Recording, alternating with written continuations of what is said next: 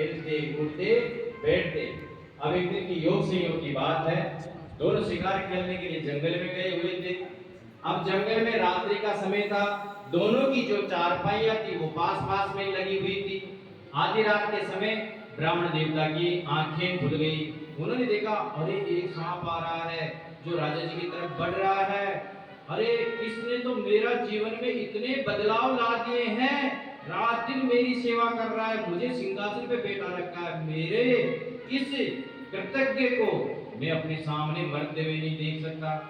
तो ब्राह्मण देवता ने वहां से तलवार उठाई उस सांप को मारने के लिए। तलवार ऊपर उठाई, इतने में वो सांप तो भाग गया और राजा जी की आंख खुल गई। राजा जी ने देखा कि ब्राह्मण देवता मेरे को मारने के लिए तैयार है? अब ब्राह्मण हिचकिचाया, अरे नहीं राजा जी, वो सांप तो आपको डसने के लिए आ रहा था। अब राजा जी कहते, कहां पर सांप है? मुझे तो नहीं दिखाई दे रहा। राजा ने सोचा, इस ब्राह्मण के मन में लोभ आ गया है? ये मुझे मारकर अकेला राज्य हड़पना चाहता है। इस प्रकार से उसको वापस जेल में डाल दिया गया। रात्रि को राजा ने सोचा, अरे जो हो सो, कुछ भी हो, लेकिन इस ब्राह्मण देवता ने एक बार तो अपने प्राण बचाए थे, इसलिए अब की बार तो अपने को इनको माफ कर देना ही चाहिए।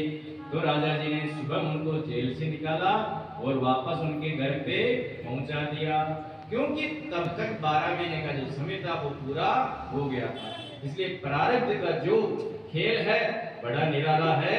इसलिए वो पापी मन कर ले भजन।